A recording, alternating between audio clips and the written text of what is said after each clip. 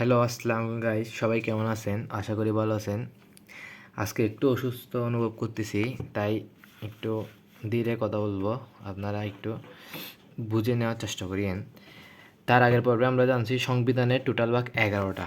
ওই ভাগগুলোর আন্ডারে total 153টা article আছে। আজকে প্রথম ভাগের যে আর্টিকেলগুলো আছে, প্রথম ভাগের নাম হচ্ছে প্রজাতন্ত্র। প্রথম ভাগের যে টোটাল আর্টিকেল আছে 1 থেকে 7 পর্যন্ত, 7টা, 7-এর ক পর্যন্ত। তো এই প্রথম ভাগের আর্টিকেলগুলো সম্পর্কে পড়ব যতটুকু সম্ভব আজকের ভিডিওতে। আর্টিকেল 1, সংবিধানের প্রথম আর্টিকেল 1 হচ্ছে, আর্টিকেল 1 মূলত বলতে চাইছে যে বাংলাদেশের নাম কি হবে। বাংলাদেশের নাম হচ্ছে গণপ্রজাতন্ত্রী বাংলাদেশ। গণপ্রজাতন্ত্রী বাংলাদেশ, বাংলাদেশের নাম হচ্ছে গণপ্রজাতন্ত্রী বাংলাদেশ। এটা মনে রাখবেন। ইংলিশে যদি বলি Republic of Bangladesh, Republic of Republic of Bangladesh. এখানে আরও 3টা ওয়ার্ড আছে।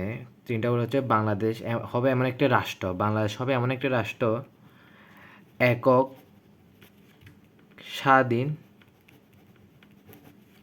এই 3টা ওয়ার্ড মনে রাখবেন, ও সার্বভৌম। বাংলাদেশ হবে এমন একটা রাষ্ট্র যেটা হবে একক।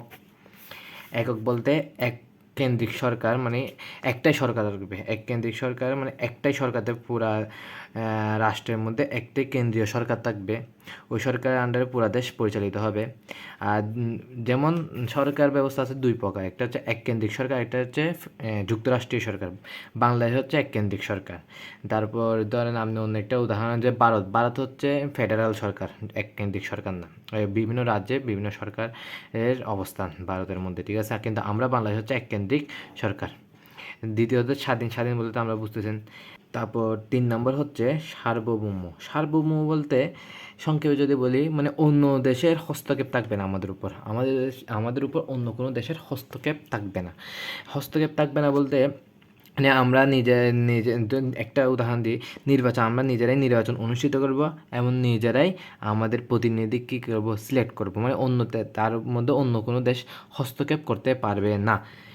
তাই আরেকটা কথা বলি, প্রজাতন্ত্র। এখানে যে বাংলাদেশ একটা প্রজাতন্ত্র রাষ্ট্র, যেহেতু প্রজাতন্ত্র বলতে কি, প্রজাতন্ত্র বলতে বোঝায় মানে প্রজারাই মালিক। আমরা রাজতন্ত্র না, বাংলাদেশ রাজতন্ত্র না, মোনার্কি সিস্টেম না। বাংলাদেশ হচ্ছে রিপাবলিক। প্রজাতন্ত্র ইংলিশ হচ্ছে রিপাবলিক। বাংলাদেশের মানে প্রজাতন্ত্র বলতে প্রজারাই মালিক। প্রজারা বলতে জনগণের মালিক। দেশের মালিককে জনগণই মালিক, মানে জনগণই বস। এই প্রজাতন্ত্রের এটা মানে প্রজাতন্ত্র বলতে প্রজাতন্ত্র এবং গণতন্ত্র এই দুইটা নিয়ে আমি পরে একটা আলাদা ভিডিও আনবো। আপনারা প্রজাতন্ত্র এবং গণতন্ত্র নিয়ে একটু ক্লিয়ার হয়ে যান। প্রজাতন্ত্র বলতে প্রজারাই মালিক, মানে জনগণই দেশের মালিক। এখন আমরা সেকেন্ড আর্টিকেলে যাই। প্রথম আর্টিকেল এটা মনে রাখে, বাংলাদেশের নাম কী হবে। প্রথম আর্টিকেলের মধ্যে বলতে বাংলাদেশের নাম হবে গণপ্রজাতন্ত্রী বাংলাদেশ। আর্টিকেল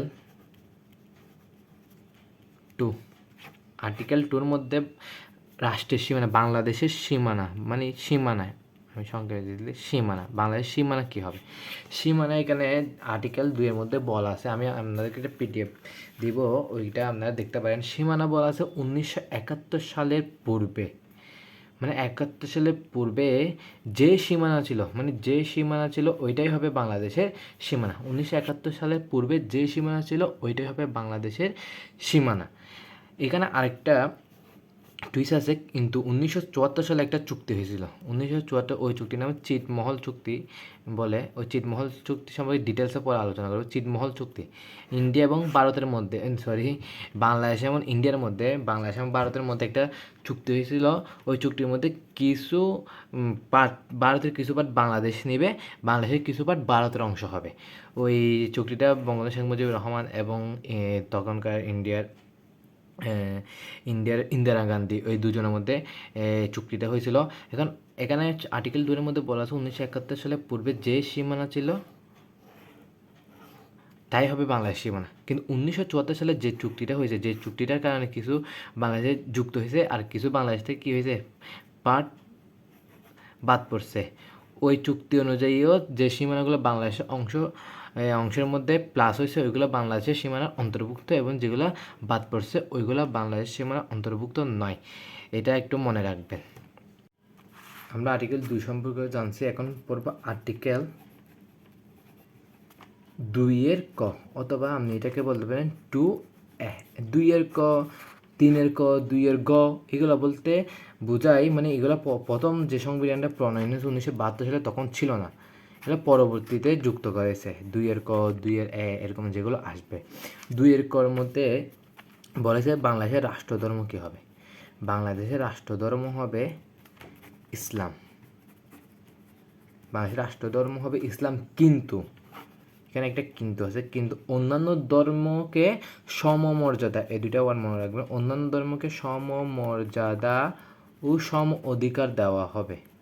যদিও বাংলাদেশের রাষ্ট্রধর্ম ইসলাম, কিন্তু অন্যান্য ধর্মকে সমমর্যাদা ও সম অধিকার দেওয়া হবে। বাংলাদেশের রাষ্ট্র ইসলাম, এটা হওয়ার মূল কারণ হচ্ছে বাংলাদেশের মানে ধরতে গেলে আপনি বেশিরভাগ মেবি 90% মানুষই কি মুসলিম, তাই বাংলাদেশের রাষ্ট্রধর্ম ইসলাম করা হলেও কিন্তু অন্যান্য ধর্মকে সমমর্যাদা সম অধিকার দেওয়া হবে। আরেকটা কথা বলে রাখি, এখানে বাংলাদেশের রাষ্ট্র ইসলাম এটা সংবিধানের মধ্যে অন্তর্ভুক্ত করছে হুসাইন মোহাম্মদ এরশাদ। হুসাইন মোহাম্মদ এরশাদ এটা বাংলাদেশের সংবিধানের মধ্যে 1988 সালে যুক্ত করছে।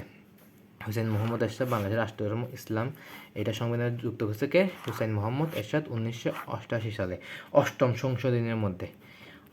সংশোধনী মানে অষ্টমবারের মধ্যে যে সংশোধনটা হয়েছে ওই সংশোধনের মধ্যে এই বাংলাদেশের রাষ্ট্রধর্ম ইসলামকে অ্যাড করা হয়েছে। আজকে এতটুকু তারপর পরবর্তী আর্টিকেলগুলো পরবর্তী ভিডিওতে দেখব।